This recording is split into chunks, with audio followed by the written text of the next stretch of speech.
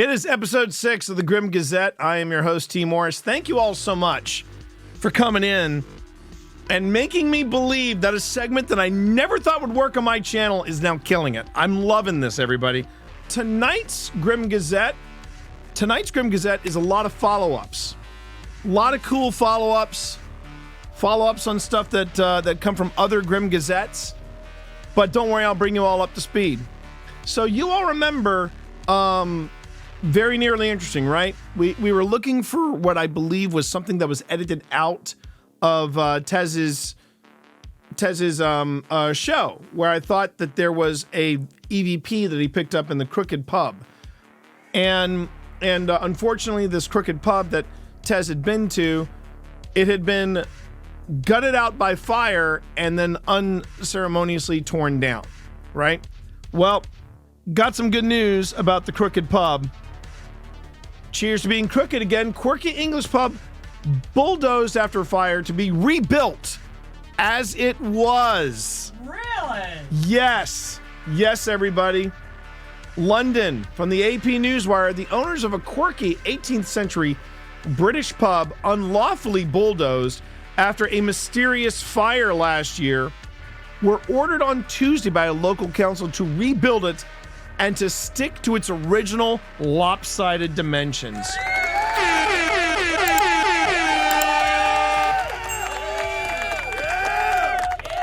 The watering hole, known as the Crooked House for its leaning walls and tilting foundation, favored by many locals in the village of Himley, central England, was gutted by a fire and subsequently demolished last August. Its demise saddened many in the village, about 210 kilometers or 130 miles northwest of London, and became the subject of a criminal investigation.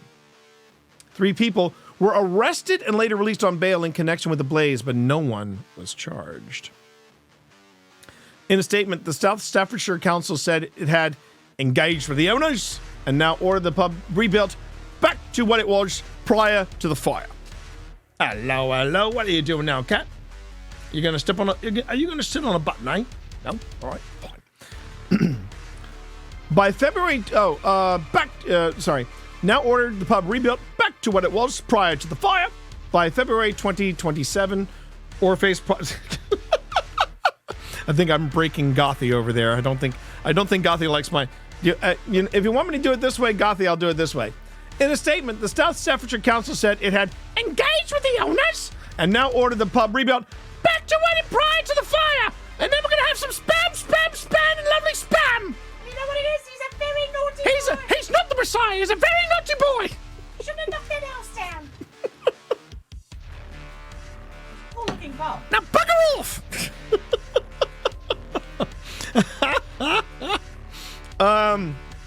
So they gotta build it by February 2027 or face prosecution. My cat is judging you so hard, T.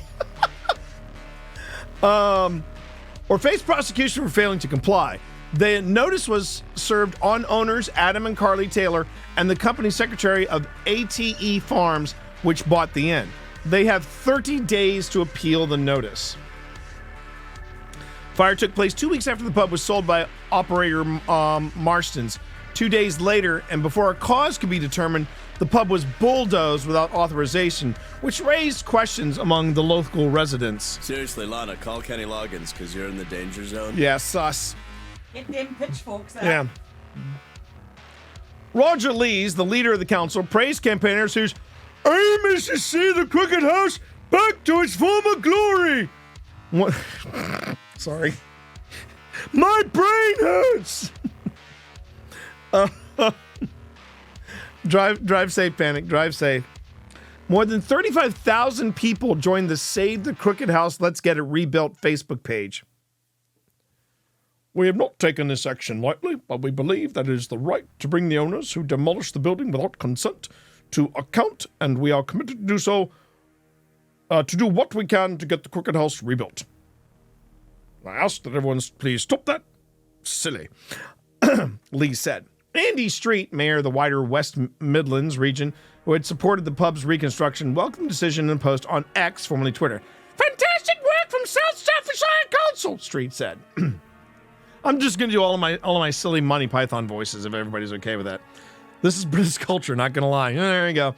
The pub, originally built as a farmhouse in 1765, started sinking on one side as a result of extensive coal mining in the area, which is part of England's region widely known as the Black Country, a reference to its industrial and mining heyday in the mid-19th century. Around 1830, it became a pub. It was called the Sidon House, Sidon meaning crooked in the local dialect. In the 1940s, it was renamed the Glen Arms, but it was condemned and unsafe and scheduled for demolition until a forebear of Marston's bought it and made it safe. Renamed the Crooked House, it became a tourist attraction, drawing visitors to admire its odd structure, one side standing about 1.2 meters or 4 feet lower than the other. Now there's only 3 years to go until the pub rises again and thirsty regulars can sip a beer or two.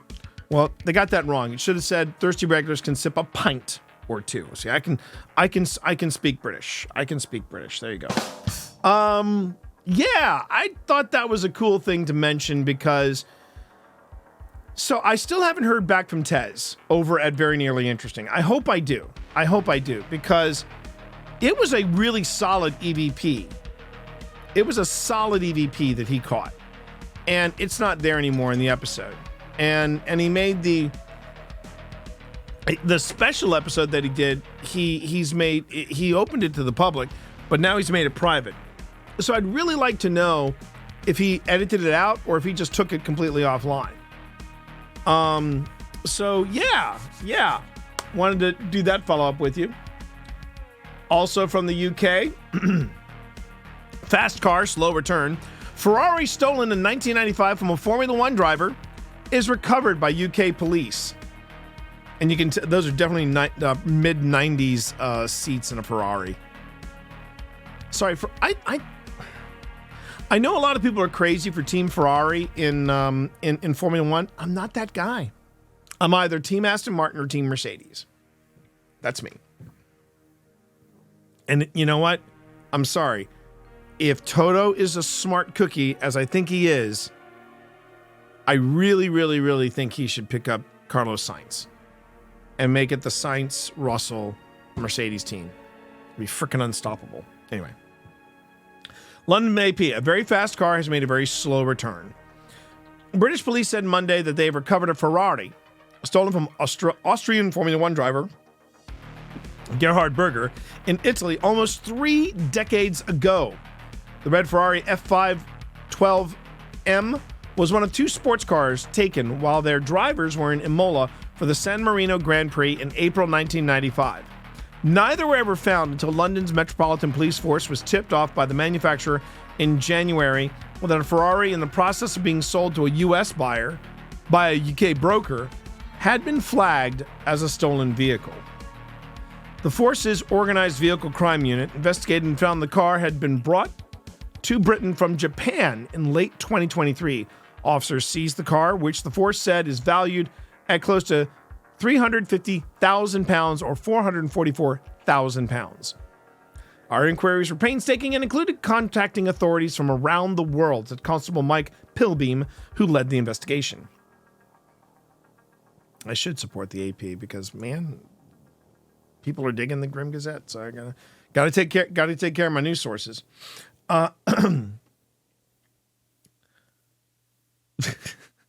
I'm getting there. I'm getting there. We're getting there. So patience. I just got to say patience.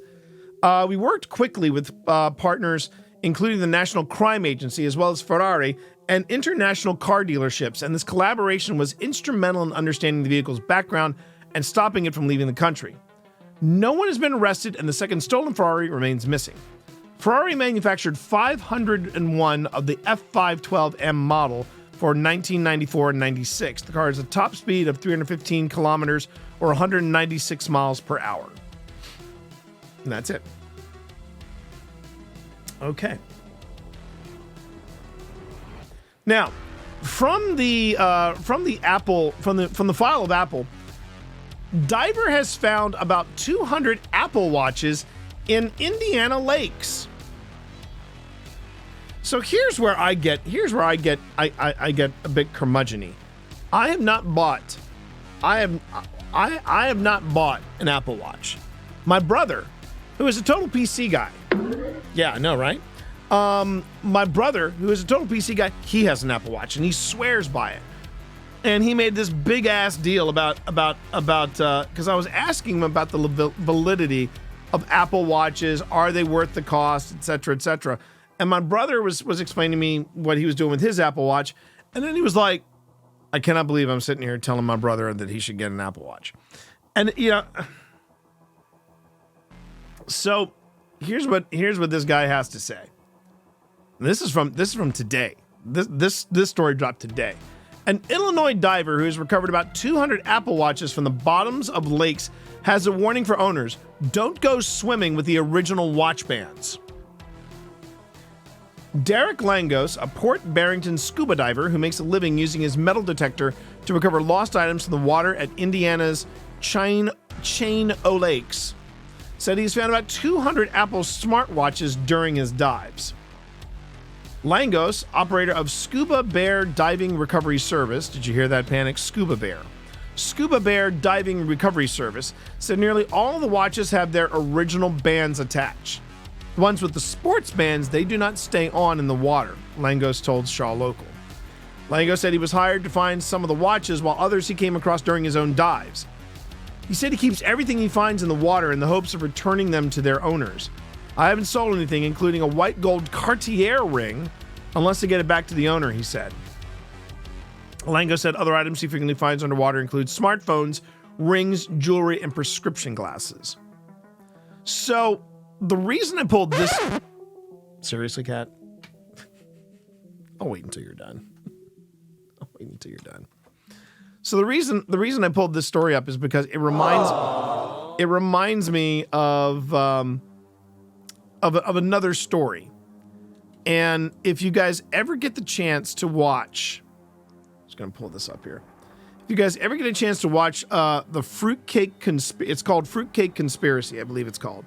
The Fruitcake Conspiracy, right? It is, it is basically set in a small town in Texas. And it's about a guy who embezzled nearly $500 million? It was either $500,000 or $500 million from a fruitcake company. And when he was when the authorities were closing in on this guy, in a panic, for some stupid reason, he thought throwing gold bullion, as in like gold bars, okay?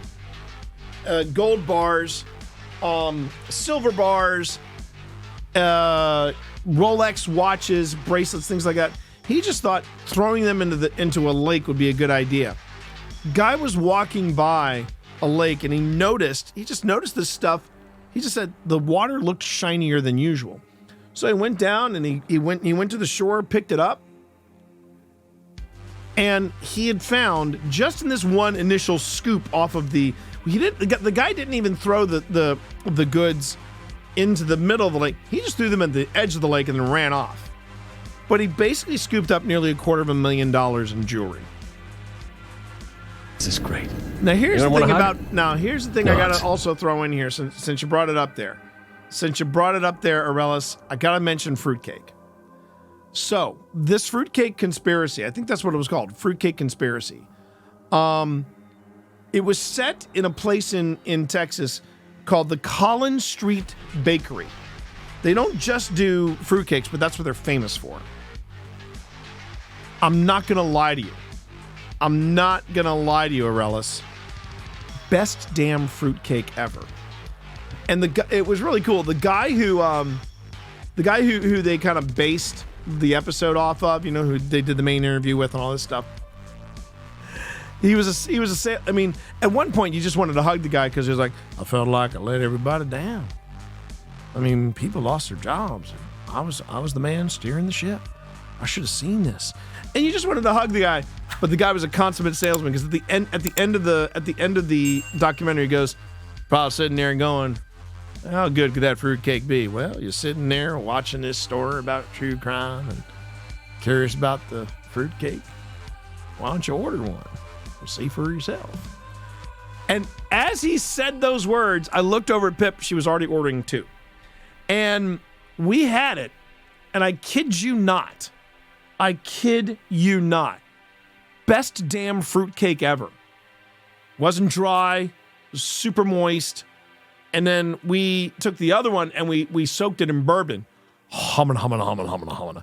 Heat that puppy up and then throw some vanilla ice cream on it. It was great. But of course, I made my mom cry because I said, "Hey mom, we're going to do something fun on this holiday.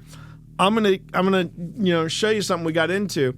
I pull out the tin of fruitcake and my mom bursts into tears. And I'm like, "Do you hate fruitcake that much?" And I come to find out my dad was crazy about fruitcake.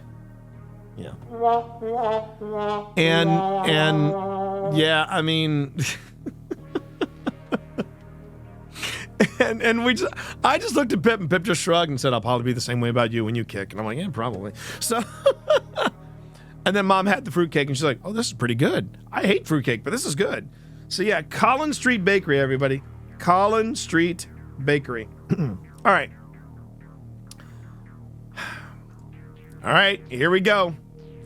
We're gonna have to pause the dark synth for a bit, because here's another check-in we've got. We got to check in with Tunnel Girl herself.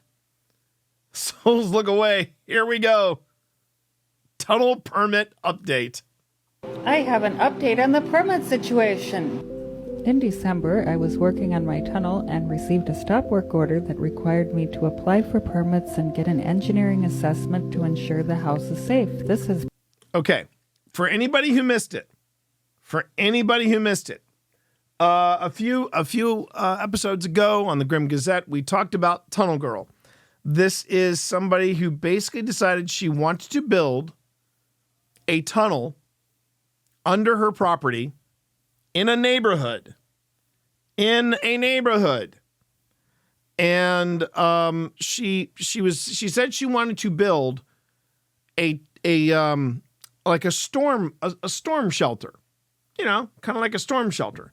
But instead, it has turned out to be this 30-foot tunnel that she is currently building under her property. So here we go. I have an update on the permit situation.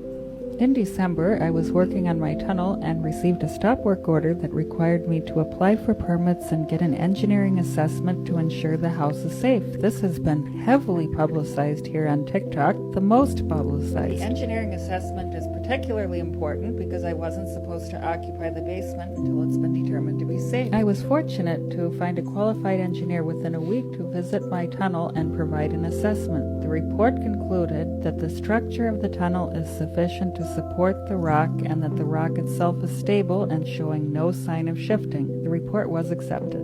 I worked with an architect to submit a set of drawings for the permit application. I am still working to respond to comments and to provide information for the city for electrical, mechanical, plumbing, structural, and geotechnical aspects of the project. At this time, I requested an extension and am expecting the process to continue for at least a month more. I am optimistic and kiwi does not taste too bad. And kiwi does not taste too bad. And this woman is doing this all on her own. All on her own. She is not a civic engineer. I do not know why there's a kiwi comment. But for those of you who missed the earlier story, I've got really good news.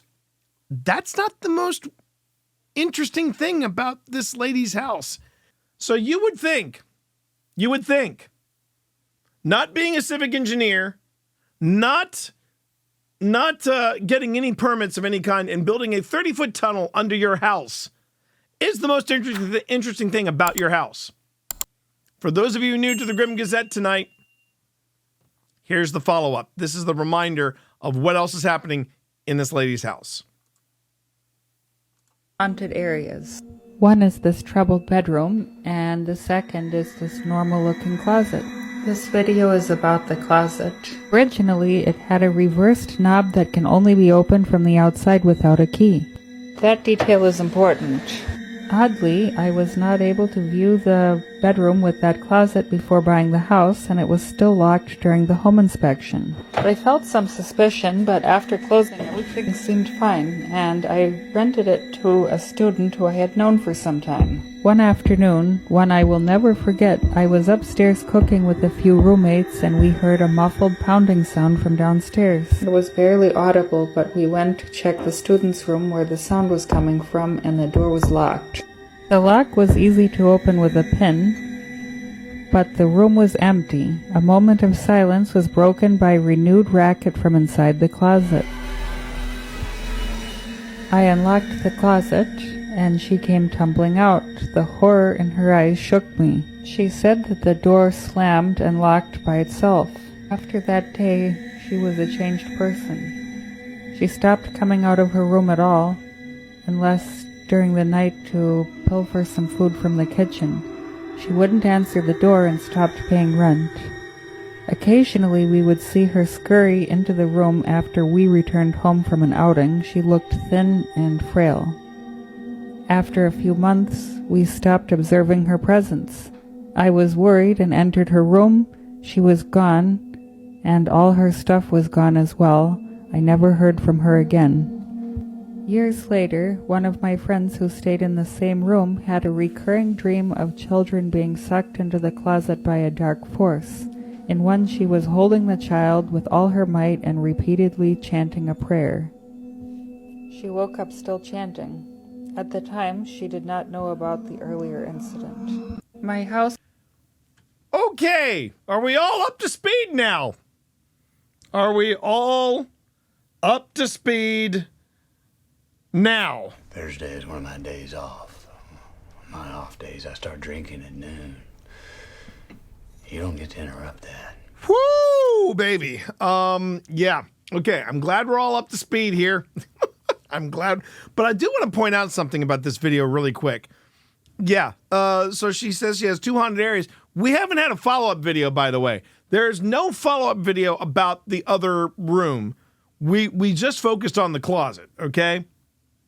But I want to point out something that I got to give this lovely lady, because I'm sure she's lovely, but I want to give her props for it. Let me just go ahead and play this. My house has 2 haunted areas. Okay, so we got the 2 haunted One areas. is this troubled bedroom, and which we the never find second out why is it's this troubled. normal-looking closet. And then there's this the closet. This video is about the closet. So we're focusing on the Originally, closet. It had a reversed knob that can only be opened from the outside without a key. Right. That detail is important. Oddly, I was not able to view the bedroom with that closet before buying the house, and it was still locked during the home inspection. I felt some suspicion, but after closing, everything seemed... This is what I want to point out. This is pro-level editing on TikTok, because it's clear she's using her phone to edit with. But watch this edit. It's like seamless. She's walking and addressing. That is one effed up AI rendering right there. I just seriously. But watch how she handles this.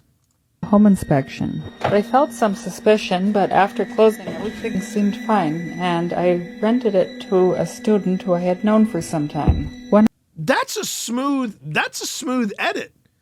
And obviously she's fine because, you know, she takes a tumble, or it looks like she takes a tumble. I hope she's not anywhere near her. I hope she's not anywhere near her tunnel when she has this. I'm assuming she might have stepped over some of the bedrock that she's been digging up over the past year. Oh, I forgot to mention that too. For anybody new to this story, Tunnel Girl was building for a year this 30-foot tunnel, dumping tons of rock and all this stuff, and it took the county, which yes. She's about 20 minutes away from where I live. This woman was literally throwing rocks that she was unearthing into the groundwater. But I mean, the fact that she is editing this on her phone and she performs this edit right here, I mean... Inspection. I felt some suspicion, but after closing, everything seemed fine, and I rented it to a student who I had known for some time. That's pro-level editing right there. That is pro-level editing, and I just gotta give it up right there. pro level editing, everybody. Pro level. Okay. I think it's time we move on. Or secondhand is going to drive all the way from West Virginia to where I live, and she's going to throttle me. So let's move on to the other follow-up that we have tonight. Glasgow sad Oompa Loompa isn't going to sugarcoat this. Now, I got to talk a little bit about the whole Wonka thing. We talked about this. We talked about this at length Tuesday on the Grim Gazette. Danny Gonzalez went live with his own coverage of this on Friday. It was nuts that our little band of misfits on Twitch were talking about this, and the next day I wake up and I happen to, I usually just flip through just to see what's going on in the Washington Post. Bam. Lead story for the next day, and I'm like, oh, wow. And yeah, bless this woman because the person they interviewed is in fact Meth Lab Oompa Loompa. And bless her. You're gonna fall in love with this lady. I just want to give this woman a hug and say, you know what? Let's find a 2-man show to do. Let's do Rosencrantz and Guildenstern are dead or something like that, because you deserve better than this. So let's go back. Let's go back a bit. The internet loves a fiasco, whether it be 2017's infamous Fire Festival, which was hella fun to watch, the 2014 Sad Ball Pit at DashCon. See, we talked about that too. Or last year's Muddy Hike for Freedom at Burning Man, which ironically my therapist was involved with. It's funny. I don't mind sharing that a little bit. Yeah. My therapist went to Burning Man, so I had to kind of schedule. I was in a pretty decent space when he took off for Burning Man. When I saw him, I just said, before we get into the session, I got to ask, are you okay, man? And he looked at me for a second, and then he burst out laughing because he realized what I was talking about with Burning Man. Okay, so let's start this again. Whether it be 2017's infamous Fire Festival, 2014's Sad Ball Pit at DashCon, or last year's Muddy Hike for Freedom at Burning Man, we love to marvel at events that make big promises but flop spectacularly. It's the online equivalent of slowing down in your car to look at a giant wreck. Enter February 24th's disastrous Willy Wonka chocolate factory experience in Glasgow, Scotland, which instantly became a viral sensation when pictures emerged of the sad spectacle. Organized by the House of Illuminati, whose AI-heavy website promotes the company as a place where fantasy and reality converge, the event was advertised as an immersive experience for families themed around the classic Roald Dahl novel and movie franchise, and with tickets that cost up to $44, $45, depending on how you round up. But the end result was anything but magical. The event took place in a largely empty warehouse venue that had been decorated, so to speak, with few scattered candy-themed props, hanging plastic backgrounds, and a small jumping castle.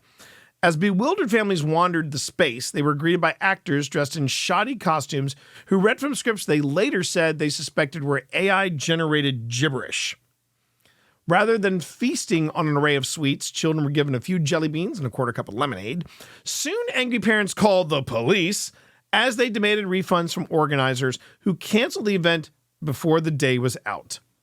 While many photos have emerged of the Wonka fiasco, one picture in particular has grabbed the internet's attention. It shows an actor wearing the sheen equivalent of an Oompa Loompa costume and looking slightly dead in the eyes as she stands in a smoky room behind a table covered in so much scientific equipment that countless people online compared it to a meth lab. That's it, man. Game over, man. It's game over. So who was she? Meet Christy Patterson. While a subsequent photo shows there's at least one other Oompa Loompa at the table that day, it's Patterson who has emerged as the viral star and defining image of the Wonka fiasco. Ex-posts have proclaimed her as one of the standout memes of 2024 so far. People are comparing the image to works of art or making their own showing Patterson as the Mona Lisa. Others are wondering if she really is the missing Kate Middleton in disguise. Many are predicting, with good reason, that she'll be among the Halloween costumes you see this year. Oh, heck yeah. Unleash the fury! Patterson, who first spoke with Daily Mail about her experience with the event, opened up in an interview on Wednesday about what it's been like to go viral for one of the most mortifying days of her life, and for a picture she stresses does not actually resemble her in real life. And yeah, we're going to go through this. I'm a shovel still. There you go. Shovel. All right. So yeah, for those of you who may or may not know, the website, last time I checked, the website is still online. Let me just check, because it was actually called Willy's Chocolate Experience. And it is still online. It is still online. Again, the stuff that we were talking about on Tuesday, Danny Gonzalez covered. And I got to tell you, I'm a little jelly of Danny Gonzalez, because the same stuff that I was talking about and that I referred to, Danny got nearly 5,000 views of his video within the first half hour. So, damn, son. Damn, son. But hey, if you were at the Grim Gazette, you heard it first. You heard it first on the Grim Gazette. Remember that, chat. Freaking remember that. All right. And the AI just gets worse. And man, did the AI bros try to backpedal with this, going, oh, it's not all AI's fault. Yeah, it is. Yeah, it is. Oh, man, Willy's Chocolate Experience. Okay. So let's get back to this. Tell me about yourself. What do you do when you're not dressed as an Oompa Loompa? I'm 29. I want to act more in children's entertainment because I enjoy it. I got a lot of energy and I like being around kids, but it's more of a side hustle. I'm also a fire dancer, just trying to build up my yoga teaching at the moment. How'd you get roped into this event? Was it listed somewhere? It was listed on Indeed.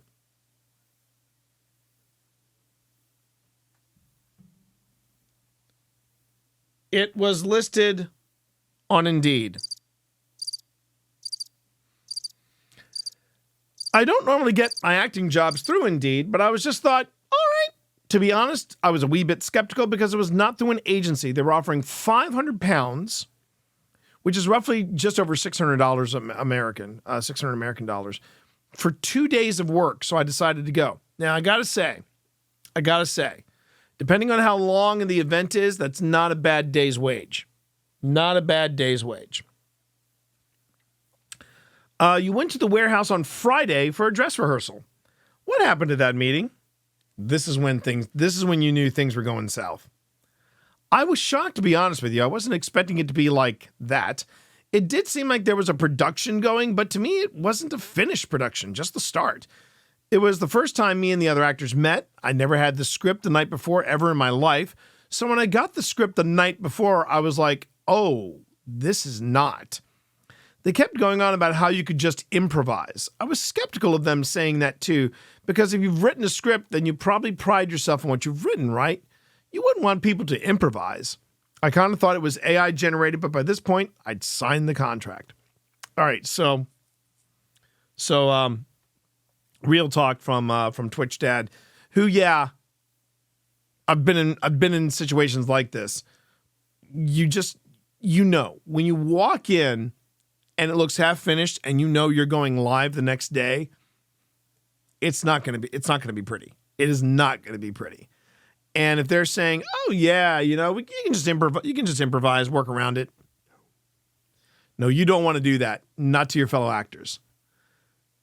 Were you shown the costumes that day or the set?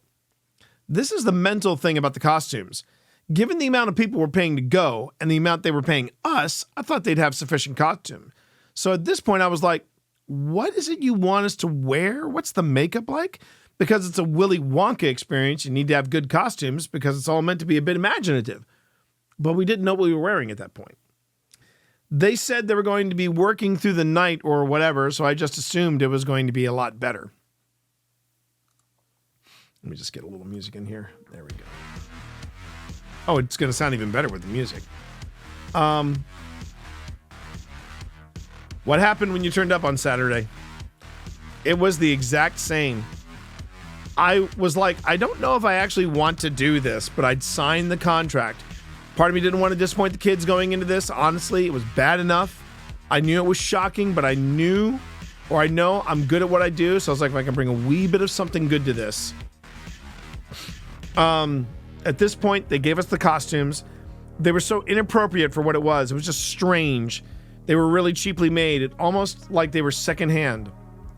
Were you wearing orange body paint in that photo? I couldn't tell. No.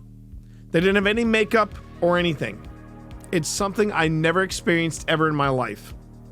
By this point, I'm judging myself for letting this go on as long as I did. But we got the costumes. I started seeing the kids coming in, and they were all dressed up. And I was just feeling so guilty. Tell me about the moment as the kids started coming in. Did you see the innocence leave their eyes? They were quite upset. I think they were confused, but it was more the parents. I just looked at them, and I think they must have known when they looked at me. An older couple said to me, I really, really hope you get paid well for this. And I was honest, and I said, I'm this close to walking out. This is not what I signed up for. But I didn't want to let the people around me down. The actors I was working with are amazing people, and this has got nothing to do with them, so I just thought I'm going to make the best of this.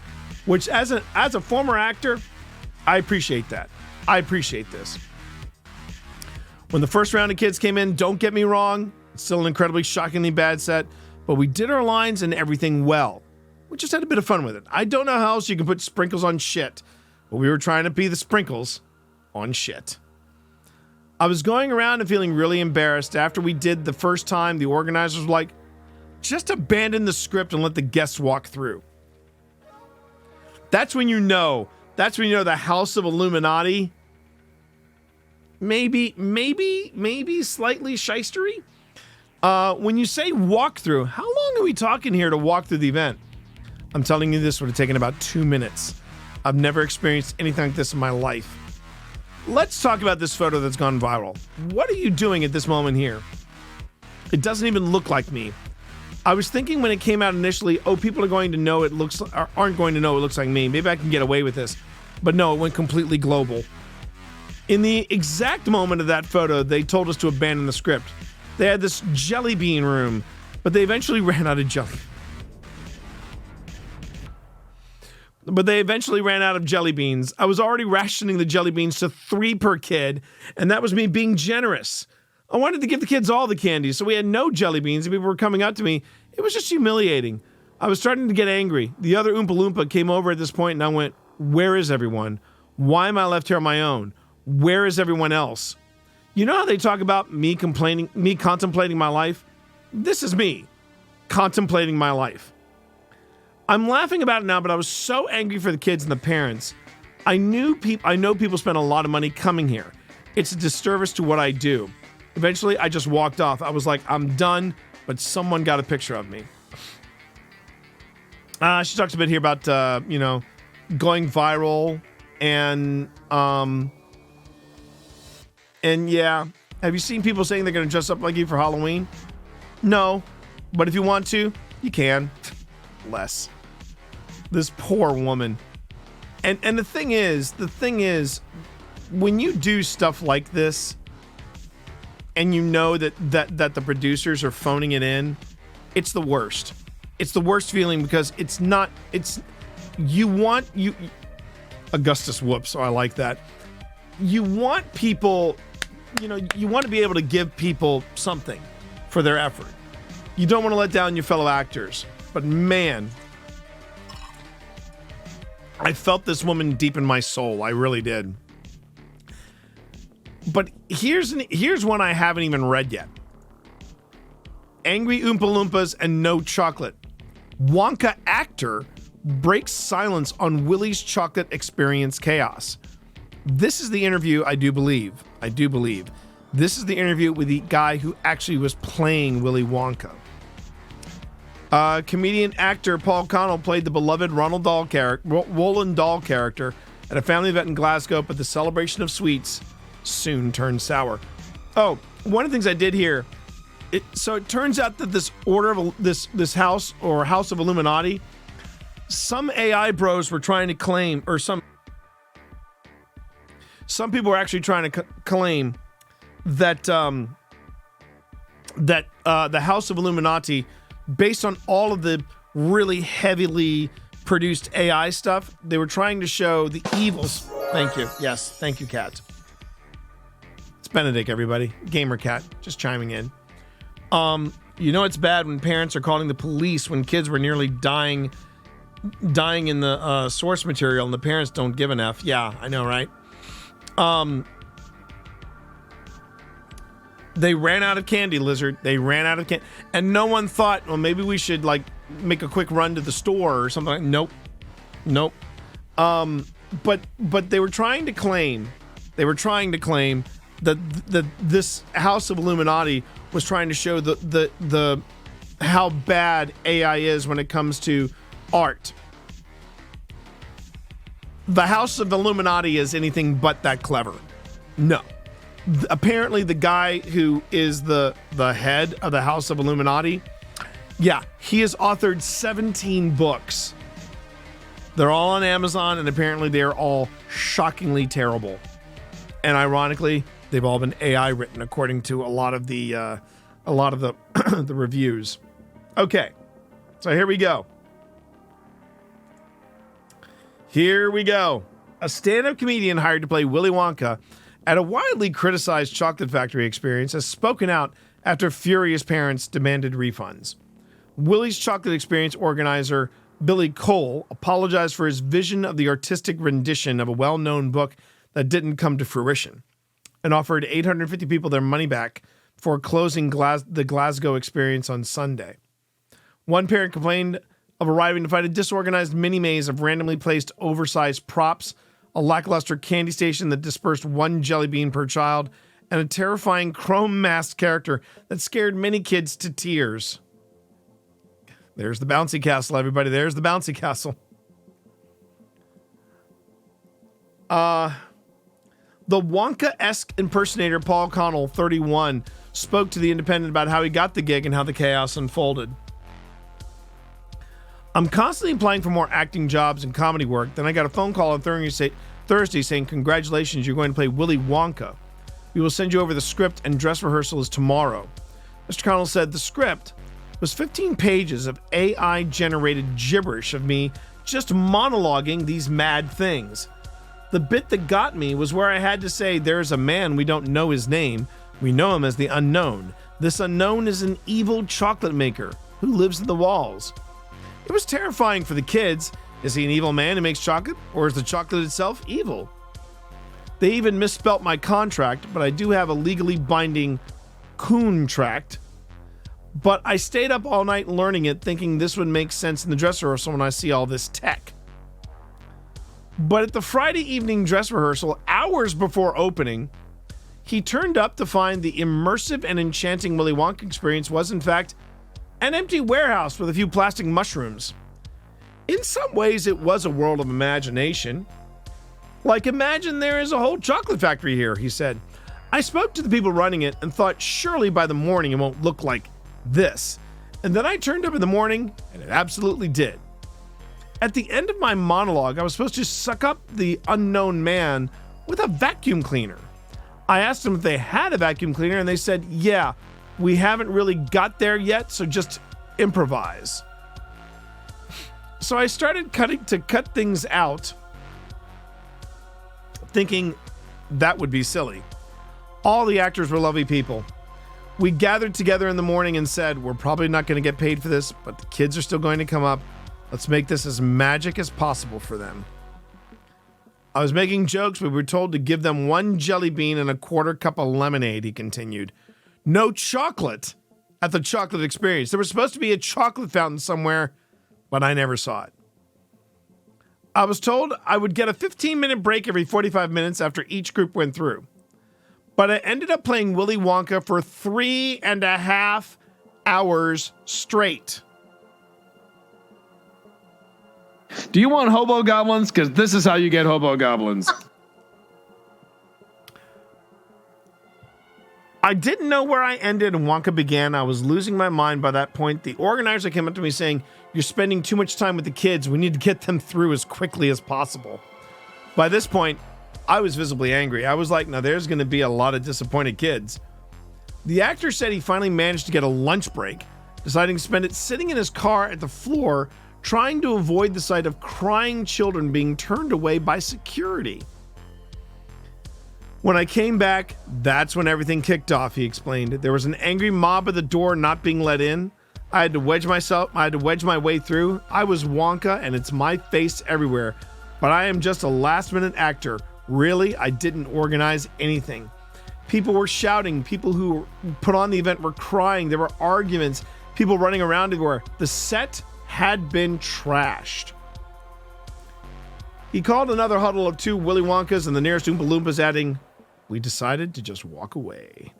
It was actually getting quite dangerous for us, but it was heartbreaking, to be honest. There were kids in costume, better than ours, crying. I used to be a teacher, and that was triggering for me. One thing I wanted to make clear is everyone had been so nice to the actors in person, and on the day, the people who were there understood we did our best. We didn't take any abuse, but we gave abuse to the people running it. The whole thing was disrespectful to the families and us as promising actors. There were 3 Willy Wonkas, but I was the most unlucky because I went first and stayed for 3.5 hours doing it through either commitment or stupidity.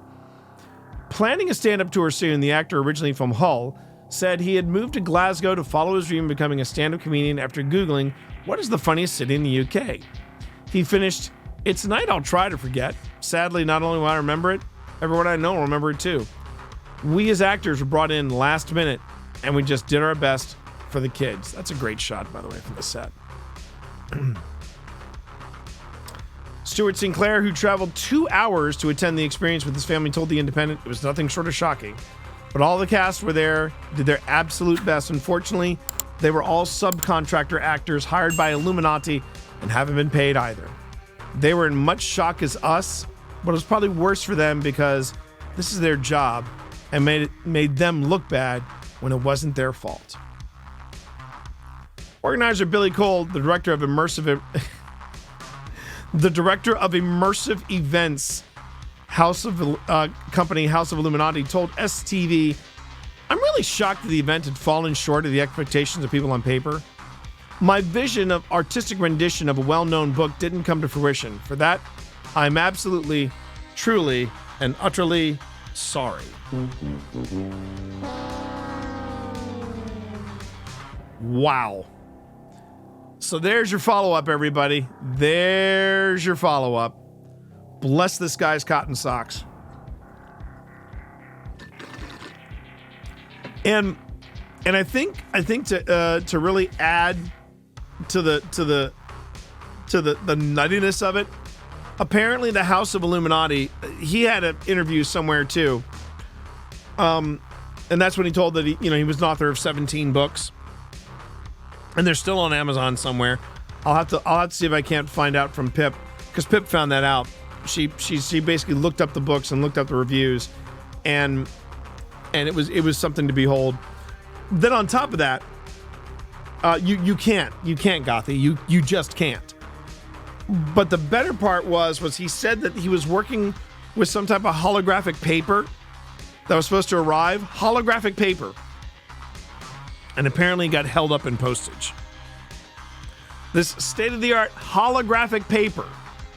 And Danny Gonzalez covered it as well. And Danny was like, wait, so is the paper itself holographic? Or, there's a lot happening in this story, everybody. But there's your follow-up. There's your follow-up. Bless. Just friggin' bless. Man. I mean, when I read that story to you all last week, I honestly thought we had achieved peak. We had achieved peak. But I was wrong. I was so wrong, chat. I'm sorry. I will do better. I will do better. Okay, speaking of better, got some paranormal clips to look at. So here we go. Yeah, the implication, if your entire immersive experience is writing on holographic paper, you just got to wonder, So let's take a look at some clips tonight. This one, I've not seen it yet. If it's what I think it is, this ought to be interesting. But let's take a look at it. Again, coming from the Tickety Talks. This is Haunted TikToker. Let's see what they've got for us here. You're so funny. I can't wait till summer gets here so we can go outside and play. I miss Mimi. I miss you too. I miss you too. What? What? Who's coming? Who? You see somebody back there? Him. Who? Him. Him? Yeah. Where's he at? Is he in our house? Where? Show me. Where's he at? He's right in front of you? Who is it? A guy. Who's there, mister? What are you doing in our... Where's he at? In the dining room? Show me him. Go show me him. Give me your hand. Take me to him. This. Him. Take me to him. Show me. This. Him. Wait, let me... Show me. Is he right here? He's in our dining room? What are you doing in our dining room, mister? What does he look like? I bug. He's got bug eyes? What are you doing in our living room, mister? Get. You go back home. You go back wherever you Bless came this from. grandmother. What's he doing? Come on, you're creeping me out. We're going upstairs. You're scaring me. We're going upstairs. You're scaring me. We're going upstairs. You are. And little kids see ghosts. So what's your friend's name? Amelia. Amelia. She died a minute ago, Mommy. She died? Yeah, she died a minute ago. Also, Where do you see her? she was behind that bush. Behind in the garden? She was there, and she see her. Now, this is a different kid. This is obviously a different kid. She got funny hair. She's got funny hair and her name's Amelia. And what happened to her? She just hurt herself on her arm, and she died of her arm in the bush. She scanned her. She scanned herself, Mm. and there was a bee in her arm, and it skinned her, and she cried. And did you say that she's got silly hair, crazy hair? Look at her hair. I can't see her, darling. Can you? Yes, she got funny legs. Is she your friend? Yeah, she's my friend. She died a minute ago. She died, did she? She died a minute ago. She's gonna be a ghost in our garden. No, she's not ghost. She's a people. She's a person. And what's her name again? No, she's not person. What's her name? She's a people. What's her name? She's died a minute ago. And she died. Yes, she died a minute. I don't know how much more creepier a hospital. So the kids kids can have a very vivid imagination. There's also that theory. There is a theory that apparently kids are more open to paranormal experiences because they're innocent and they haven't been hardened by life experiences, things like that. Now, does that mean that that's what's going on there? You know, we don't know. I I had a very vivid imagination. I did not have imaginary friends when I was wee, but I did have stuffed animals, and those stuffed animals were like, I'd give them voices and things like that. My mom would do that. I mean, she was really good at that kind of stuff.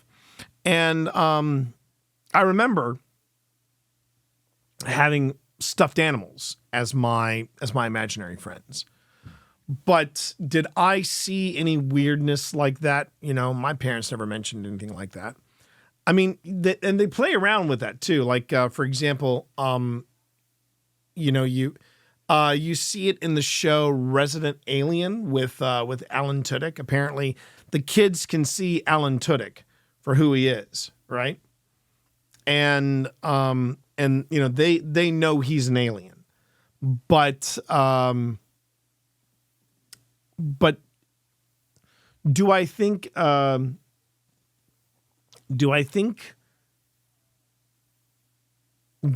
kids can see ghosts? I mean, that's a tricky one, isn't it? That's a tricky one. And you're Gothy, trust me, you're right. You're right. I mean, I'm sure I've got some goofy stuff that Sam said when she was that age, or when they were that age. And I mean, this is a tough one. This is a tough one. All right, so let's see what happens in this latter part with we're at the hospital cam. Let's see what happens here. Hospital can get, but I'm currently in the hospital with my son. Here he is right there. Right. And thing that keeps track of your heart rate and your pulse and all of that is going off. It's not connected to my son anymore. Look where it is. That's the fucking weirdest shit and creepiest shit I've ever fucking seen. Now keep in mind, y'all, if y'all don't believe me that this shit is not connected to my son, look, and then it goes down. Look, it's not connected to my son, it's clearly connected to the thing that tracks back over there. Freaky shit this hospital on, bro. That shit's weird. So yeah, I was gonna say, the problem with that is you can basically take the wire, and if you brush against it, or if you shake the wire of an EKG machine, it goes off. So I don't think that's paranormal either. I think you're just a little tightly wound there, honey. Just think you're a little tightly wound. Pump the brakes. Go easy on yourself. I mean, yes, thank you, Gothy. Exactly. Yeah, exactly. So now this one, well, this one's fun. I've only seen part of it. It made me grin because, cats. But I love the fact that whatever language this is in, where they know enough to write in English skinwalker. Here we go.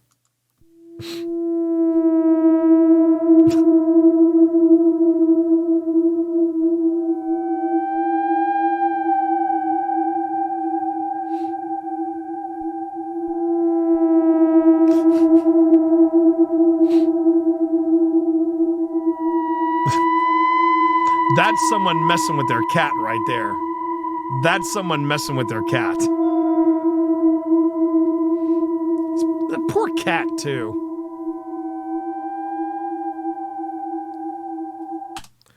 I'm just going to come out and say it.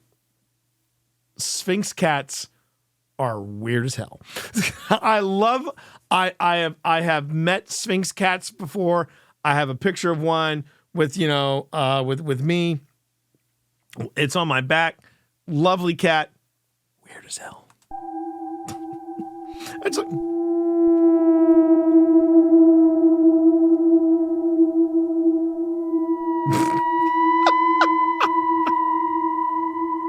now that right there, that's two cats. That's because I know for a fact that is a tail right there. That is a tail and another cat. That is a tail and another cat's legs, and then you've got the other cat on the other side going. And, we got the same issue. We got the same issue at this house.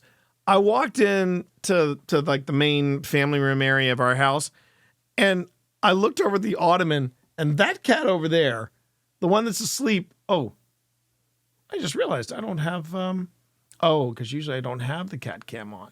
So hold on a minute. Let me just. Good luck, Guardian. Whoop, that's the wrong one. Let me go back here. Because if you look in the curl, that cat right there was literally sitting on the ottoman, staring at a blank television, doing this.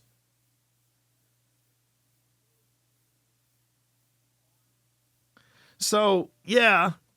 Sometimes cats just, they just get a vibe, man. They get a vibe. There's the cat cam. I knew I had it set up. I have to adjust it, though, because you're not getting the full picture. Hold on. There it is. There he is. But that's funny. It does look like the cat is going, hey. But no, that is not a skinwalker. Those are two cats right there.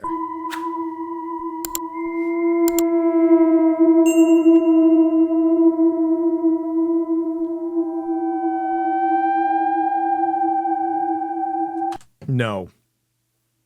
No. I'm sorry. No. That's ridiculous. Good Lord. Pep, why do you send me this stuff? You're killing me. Killing me, woman. Just killing me. Okay. Gonna throw this out here. There's a very good possibility. Okay, there's a very good possibility that this stuff is faked. That being said, I want to make sure that everybody knows I wasn't expecting the trash talk coming from the kid's mom. There's some rough talk in this. There's some rough talk in this video. But when about a few seconds in, you'll see why I chose this one. Because man, this is good. This is just good stuff right here. Here we go. Fuck that. Okay, so that was out rubberloo. Got ya. Break them fucking blinds and you're gone tonight. Little shit. I'll ring the fucking priest. Lights on a mad one. That light's gone on. Lamps on a mad one. TV's gone off. I'm just fucking a cat, yeah. That's all today. Fuck off. This is what would happen if Marv ever got a ghost in his house. This is what would happen if Marv got a ghost in his house. I've had fucking enough. Finally. Put the fucking telly back on. It's a ghost story as told by Guy Richie. I've had enough. Fuck off. Priest, tomorrow, Sunday. Got you. Light's just gone off. This is why I don't like coming round at night time, guys. Obviously.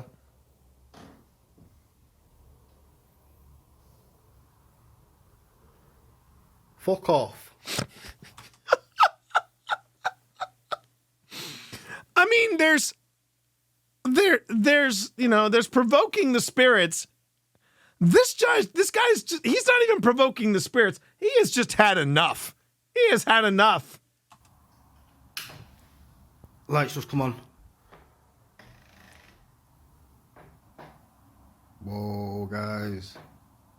We don't know what the fuck. Guys, look at that blind. What the fuck?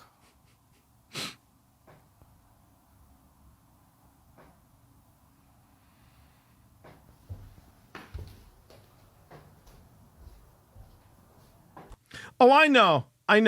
Oh, Goth, look, I try to keep this channel as PG as possible in case of future sponsorships or anything like that. But no, I totally get it. I know. I mean, and quite honestly, I would say this too about salty language. Nobody says it better than the Brits. You know, I mean, I've lost count how many times Marv has said to me, you daft cunt. And he said it to me and I just go, that's the nicest thing he could ever say to me. You know, I'm totally with it. I'm totally with it. So I totally get that. But, have you seen some of the Indian ghost explorers? They kick open doors and yell. I'm sure they do. I've not seen it, but I'm sure they do. If Indian ghost hunters are anything like the Indian action movies, I can only imagine they're absolutely bonkers. But let's finish this grand compilation. What the fuck, guys? I'm fucking shaking now. You all gonna say that's remote controlled? I mean, the I just love how the door closes and he goes, "Fuck off." It's like he is not provoking. He's basically laying down the law, and that's what we say. We tell people you need to make sure that the ghost knows if they're in your house, you have the final say. But man, I would not want to haunt anywhere near Manchester. You know, I mean, I could just hear it now. Oh, you daft prick! You turned off the fucking television. Stop being a twat and put the football game back on. Stop being a twat. Look, I'm going to get a priest here tomorrow. Going to get the priest tomorrow, 9 a.m. Priest comes in. The fuck you doing in this man's house? I heard you turned off the game, you daft cunt. You know, I mean, just... I freaking love it, man. I freaking love it. I do. Oh, my God. Manchester's a tough town to haunt. Glasgow's... Glasgow, jeez. Glasgow would be intense. You know? Hey! The fuck you doing in here? In me cask?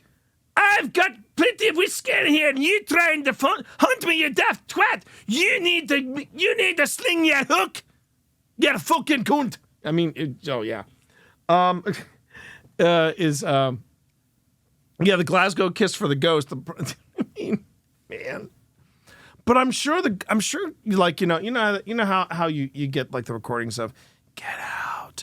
I'm sure it's entirely different. I mean, in Manchester, it's like fuck off. Or you know what? In my head, all Manchester ghosts sound like Bricktop.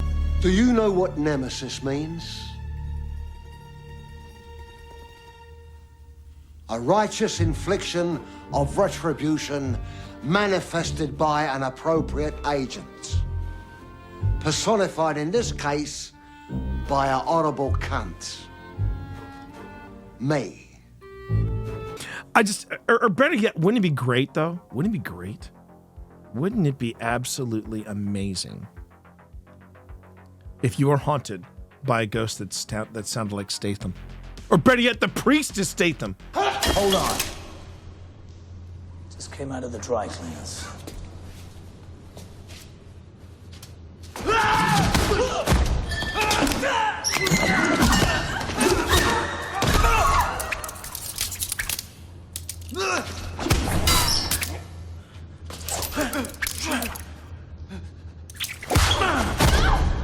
Yeah, they would exercise themselves, basically, if that came in there. You know, they'd come in, you know, all right, I'm going to count for you. 3, 2, 1, right? Now, if you want, I could go completely medieval and pull out some sage. Albeit, I'll pull out the sage that's been soaked in honey, and then that honey is very flammable, eh? So why don't we do that? You want a Mads priest? You want a Mads Mikkelsen priest? No, that's when the Mads Mikkelsen priest will do this. He'll probably go, very well. Who's hungry? And then the ghost will be like, fuck it, I'm out. I'm out. I'm out. Certain ghosts wouldn't leave for mods. That's true. That's true, my baby. Certain ghosts would not leave for Mads Mikkelsen. Let me tell you, I will say this.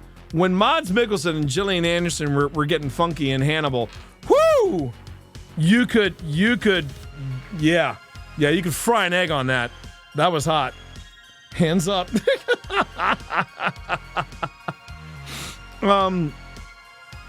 Yeah, I mean, the Manchester ghost, dude. I love that guy. Now, do I think he's haunted or not? I really hope that's legit. I really, really hope that dude is legit, because let me tell you something. We all need a season 4 there. But, man, I do hope he's legit. I hope that is a legit haunting, because I can't think of a better ghost. I bet he just has friends come on and go, hey, watch this, mate. Watch this. I'm going to turn off his television right in the last 5 minutes of the game, eh? This should be fun. I mean, just the way the guy has 0 F's to give. You know, the ghost closes the door. Fuck off. Only in Manchester, baby. Only in Manchester. All right. We're going to take a quick break so I can get some hydration. Kind of let that Manchester ghost clip kind of simmer a bit. And